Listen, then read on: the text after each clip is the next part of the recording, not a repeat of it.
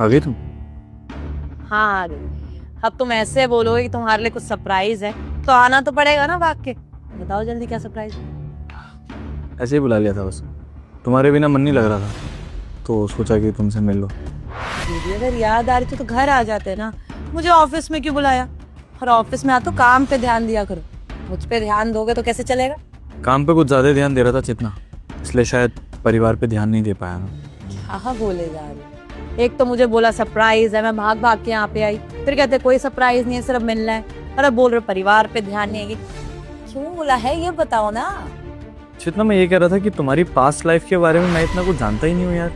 तुम्हारी मेरी शादी हो गई, इतना बड़ा डिसीजन ले लिया अपने अपने लाइफ का, लेकिन तुम्हारे फैमिली बैकग्राउंड, तुम्हारा पास्ट मुझे कुछ पता ही नहीं है यार। तुम तो एकदम ऐसे आसमान से टपकी मेरी ज़िंदगी में, और उसके बाद हम दोनों ने शादी कर ली। मैं बड़ा कंफ्यूज हूँ इन चीज़ों को लेके आजकल यार। वो मेरे पास के बारे में जान के क्या करना है। अब तुम्हारी शादी हो चुकी है, हम दोनों पति पत्नी हैं। छोड़ो ना, मेरा पास वैसे भी कुछ खास इंटरेस्टिंग था ही नहीं, नॉर्मल था, छोड़ो।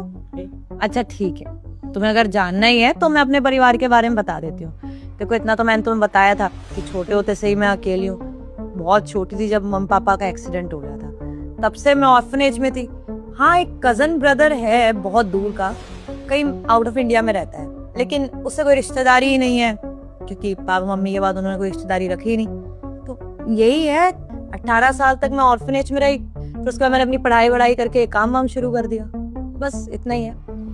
अच्छा चलो ठीक है, ये बात हो गई फैमिली की, लेकिन काफ़ी खूबसूरत हो तुम।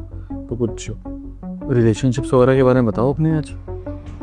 सनी रिलेशनशिप्स का क्या करना है, अरे इतनी कोई खास इंटरेस्टिंग नहीं थी, तुम्हें पता तो है मैं अपनी ये वाली चीज़ें थोड़ी प्राइवेट ही रखती हूँ, मुझे अच्छा नहीं लगता शेयर करना। चेतना अब क्या प्राइवेट रखना है यार, शादी हो चुकी है हमारी।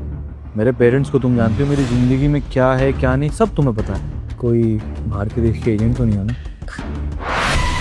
तुम भी ना बस मजाक ही करते रहते हैं। अच्छा ठीक है, अब परिवार का बता दे तो इस चीज़ का भी बता देती हूँ। देखो रिलेशनशिप एज सच मेरा कोई इंटरेस्टिंग लाइफ नहीं थी।